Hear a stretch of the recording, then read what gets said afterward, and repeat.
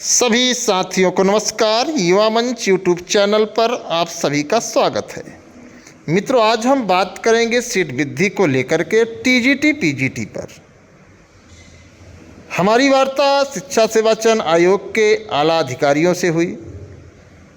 जैसा कि आप सब जानते हैं कि माननीय न्यायालय में जब याचिका दायर होती है तो उसकी कई कापियां जो पार्टीज होती हैं उसमें जाती हैं। अब सवाल यह है कि पार्टियां क्या ग्राउंड तैयार की हैं, उस ग्राउंड पर आज हमारी गोपनीय वार्ता हुई है। और मैं आप लोगों से बताना चाहूँगा मित्रों कि आखिर क्या आयोग जवाब देगा या देने के मूड में है। बहुत साफ शब्दों में ऐसे आपको गंभीरता से सोचना होगा, क्योंकि आप बैल मुझे मार की लड़ाई से बेहतर है कि हमें आपको एक सही रणनीति, एक सही दिशा, एक सही संघर्ष करना चाहिए। और इस हालात में जो मुझे जानकारी मिली है, यह मेरी नैतिक जिम्मेवारी होती है मैं आप लोगों को बताऊं। शिक्षा सेवा चयन आयोग का कहना है कि अधियाचन पोर्टल संशोधन पर कार्य चल रहा है। पोर्टल ऑन द बोर्ड होने की कार्रवाई गतिमान है। अभी तक शिक्षा सेवा चयन आयोग में एक भी अधियाचन नहीं आए हैं। अधियाचन आने की प्रक्रिया में तमाम विसंगतियां हैं।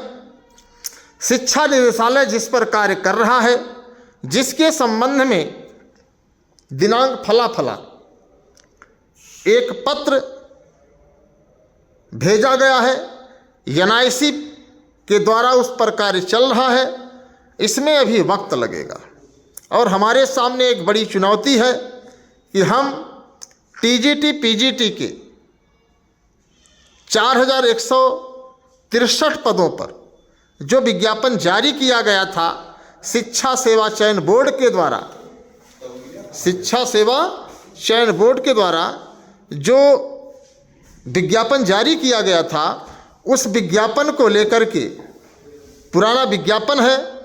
हम परीक्षा तिथियों की घोषणा कर चुके हैं, सारी तैयारियां हो चुकी हैं, परीक्षा केंद्र सुनिश्चित कर लिए गए हैं, तमाम।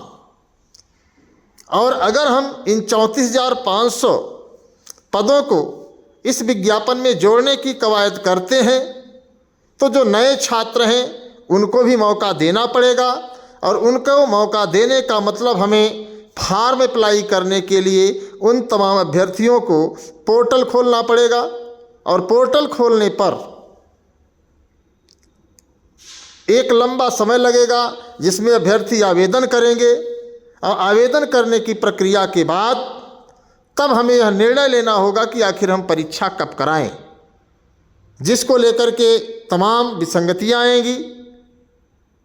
ऐसे में हम अगले विज्ञापन की तैयारी में हैं। जैसे ही अधियाचन पोर्टल संशोधित हो जाता है, अर्थात पोर्टल ऑन द बोर्ड हो जाता है, हम तत्काल अधियाचन की प्रक्रिया पूरी करके और जो भी पद रिक्त रहेंगे उनको तत्काल विज्ञापित करके अगली भर्ती की कार्रवाई पूरी करने की कोशिश करेंगे। ऐसा शिक्षा सेवा चयन आयोग का मानना है, जो जवाब दिया जाएगा माननीय न्यायालय में। तो मित्रों, हमारे आपके लिए एक बहुत बड़ी खुशखबरी भी होगी कि शिक्षा सेवा चयन आयोग अगर इस विज्ञापन को जो 2022 का आया है 4163 का 4163 पदों का, अगर इस विज्ञापन की परीक्षा 14-15 मई को करा रहा है और जून में 20-21 जून को करा रहा है, और इसी बीच में अगर आपको 34,500 या जो भी रिक्त पद हैं इन पदों पर विज्ञापन दे दे, तो इससे बेहतर शायद कुछ नहीं होगा। और हमारी याचिका की जो प्रेयर है, हम उस प्रेयर में कल वकील साहब से मिल कर के थोड़ा सा बदलाव करवाएंगे, कोशिश करेंगे कि इसमें थोड़ा सा बदलाव हो कि 34,500 पदों पर विज्ञापन जारी हो। 10,000 LTGIC का विज्ञापन जारी हो, जैसा कि मैंने आप लोगों के बीच में इसको भेजा भी था याचिका को। तो मैं इस पर थोड़ा सा कल कोशिश करूंगा और उम्मीद करता हूं कि इस पर हमें सफलता भी मिले, और आप लोगों से भी मैं उम्मीद करना चाहूँगा। क्योंकि देखिए मित्रों, चालाकी से बेहतर है कि हम बुद्धिमानी करें। चालाक हमें बनना पड़ेगा। हमें आपको थोड़ा सा अपने करियर को ध्यान में रखते हुए कुछ चीज़ों पर निर्णय लेना पड़ेगा। क्योंकि अगर याचिका जो है न्यायालय में सुनवाई गई और शिक्षा सेवा चयन आयोग ने जो आर्गूमेंट अपने मूड में बना कर रखा है, तो वह आर्गूमेंट आप समझ सकते हैं कहीं न कहीं हमारे आपके ऊपर भारी पड़ेगा। इंस्ट्रक्शन हो जाएगा, लेकिन इंस्ट्रक्शन भर मात्र से काम नहीं होगा।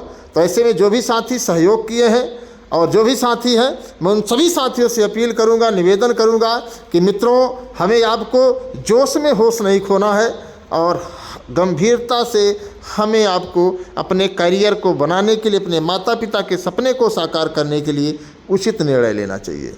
तो मैं यही समझ रहा हूँ। बाकी आप लोग कमेंट बॉक्स में अपनी राय दें।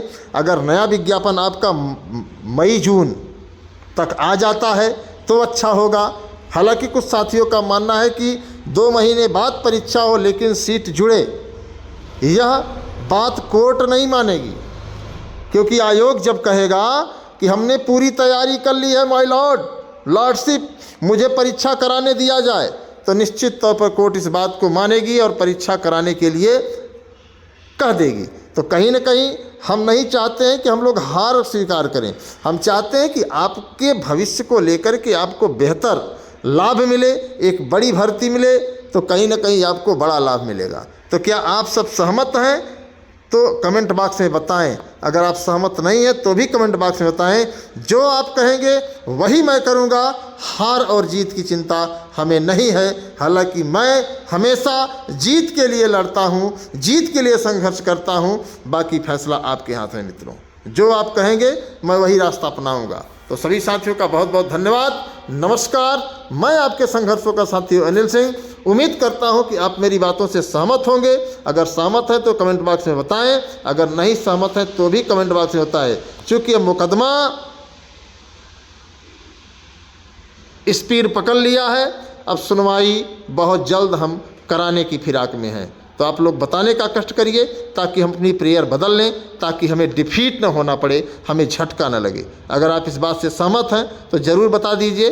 रात भर का समय है, कल दिन भर का समय है, ताकि मैं निर्णय ले सकूं। क्योंकि तमाम साथी बुद्धिमान हैं और सभी बुद्धिमान मित्रों से मैं गुजारिश करना चाहूँगा कि आप लोग इस बात को लेकर के स्पष्टीकरण जरूर दें कि हमारी क्या राय है। क्योंकि हम कहीं चालाकी में गच्चा न खा जाएं, धोखा न खा जाएं, इसलिए बेहतर है कि हम इस 34,500 सीटों को लेकर के थोड़ा सा सही दिशा, सही मार्गदर्शन आपका चाहते हैं। तो धन्यवाद, नमस्कार। आप लोग बताइएगा। सुबह मैं 9 बजे लाइव आऊँगा और आप लोगों से रूबरू होऊंगा। जय हिंद।